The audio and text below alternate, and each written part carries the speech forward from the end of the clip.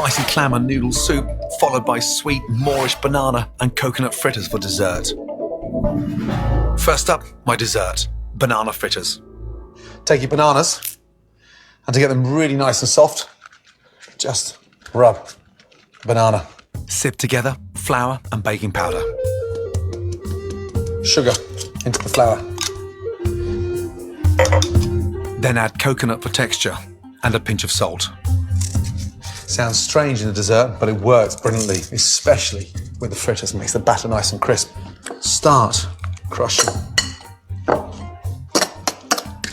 And use the back of the fork and just push it against the side of the bowl. And then, once you've mixed that through, I'm gonna make that mix now slightly fragrant with some lime zest.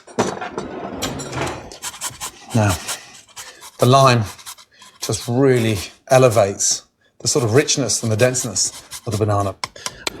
Cover it with cling film so it doesn't get a skin on top. Set that in the fridge for 15 minutes. As the banana fritter mixture rests, I'm getting on with my broth for the noodle and clam soup. Fish stock is the base. Bring that up to the boil. Now, to take that broth to another level. In with chopped shallots, fresh ginger, and a whole chilli, seeds and all. I actually quite like it.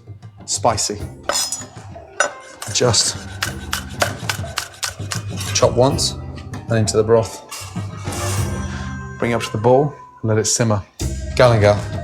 It's a sort of, almost like a softer version of ginger, slightly milder. You can use galangal paste, but I prefer the fresh stuff. The stems for coriander. We'll finish the broth with the heads. And that's what endeared me to the Southeast Asian style of cooking. Across my travels there's no waste. In.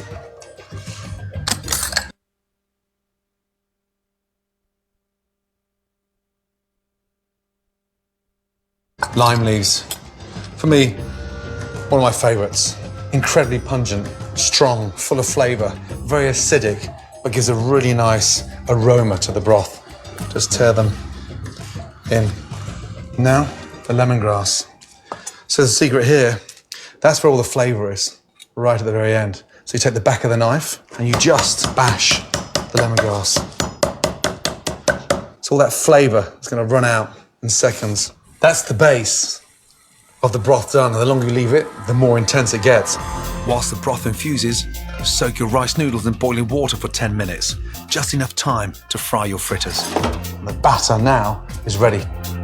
Use a metal spoon to drop the batter to the bottom of the pan. The minute they hit that oil, they puff up. That's why it's important to put your spoon into the oil so the mixture runs off and creates this lovely little fritter.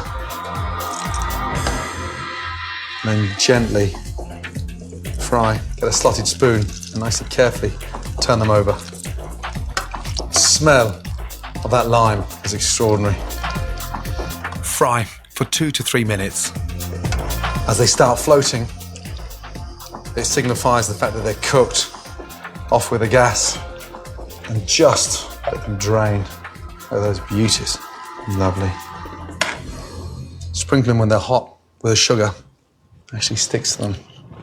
They're done, ready to go. The last job before serving, the clams. Never be scared of cooking shellfish. The most important rule is if they are slightly opened, a millimetre, discard it. Make sure mussels, clams are always tight. Cook the clams for just 3 to 5 minutes or until they're all open. Bring that up to the boil, and this is where we finish the broth. Touch of fish sauce, a little sprinkle of sugar. Drain your noodles into the bowl. For added texture, some delicious bean sprouts. Get your lime, fresh squeeze of lime juice in. Beautiful. Literally, as the stock comes up to the boil, the clams open automatically. So they're cooked beautifully. The flavour from inside the clam has enhanced the broth.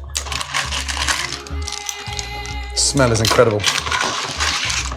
The clams cooked, finish with fresh coriander and serve. There you have a perfect lunch. A delicious, spicy clam noodle with an amazing banana fritter.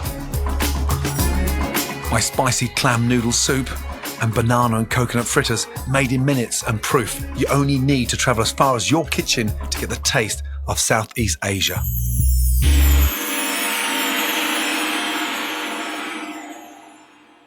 Coming up, it's dinner time.